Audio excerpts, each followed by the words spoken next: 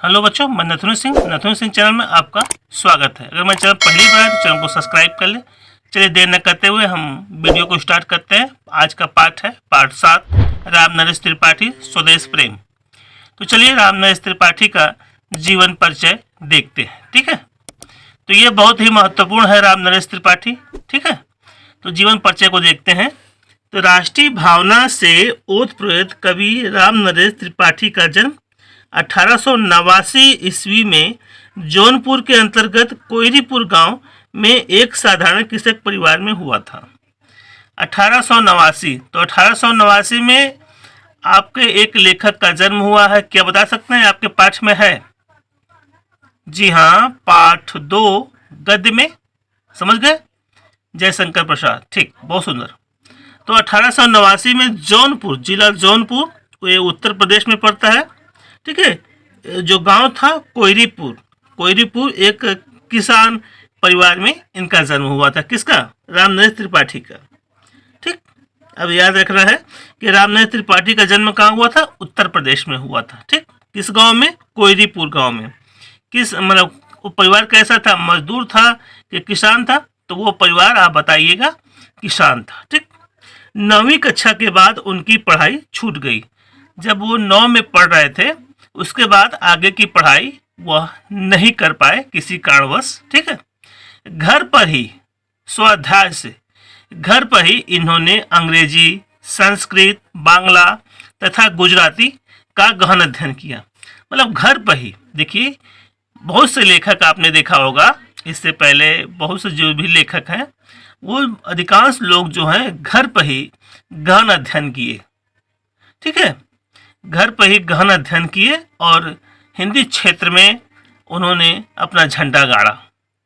तो देखिए, इन्होंने अंग्रेजी, संस्कृत, बांग्ला तथा गुजराती का गहन अध्ययन किया। ये हिंदी साहित्य सम्मेलन प्रयाग के प्रचार मंत्री। ठीक है, ये हिंदी साहित्य सम्मेलन प्रयाग के प्रचार मंत्री भी रहे।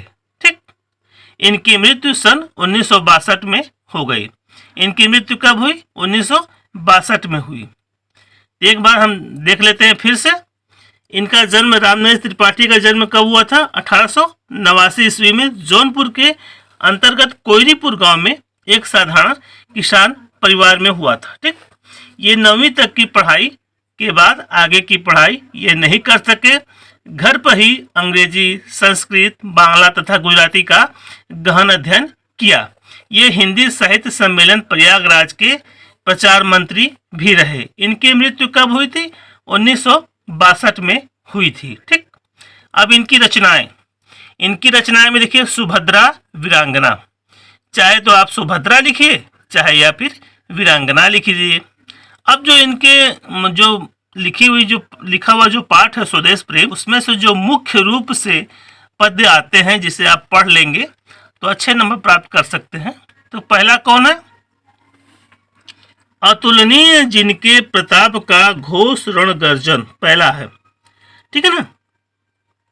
तो जब ऐसे आपको देगा पूरा, तो आपको ऐसे ही परीक्षा में लिखना होगा, अतुलनीय जिनके प्रताप का घोष रण गर्जन, डैश डैश कर लीजिएगा बीच में, यानी पहली लाइन डैश डैश, अंतिम लाइन। ठीक, उसके बाद आपको क्या लिखना है? संदर्भ लिखना है, किस पाठ से लिया गया है, इसके लेखक कवि कौन है, प्रसंग लिखना है, इस कवि मतलब ये पद में क्या कहा जा रहा है, व्याख्या लिखना है, इस पूरे पद की व्याख्या क्या होगी, और काव्यगत सौंदर्य लिखना है। ठीक है, दूसरा जो है पद, मतलब उसी का, विषुवत रेखा का वासी डैश डैश डैश देता है प्राण निछावर, यह बहुत ही इंपॉर्टेंट है। उसके बाद तीसरा जो है, सच्चा प्रेम वही है डैश डैश डैश होती है विकसित। ठीक, और चौथा है, निर्भय स्वागत करो मृत्यु का डैश डैश डैश रूपी वस्त्र बहाकर। ये जो 4 है, ये बहुत ही महत्वपूर्ण है। अक्सर यही घुमा फिरा के आते रहते हैं। ठीक है बच्चों, मिलते हैं अगले वीडियो में। जय हिंद।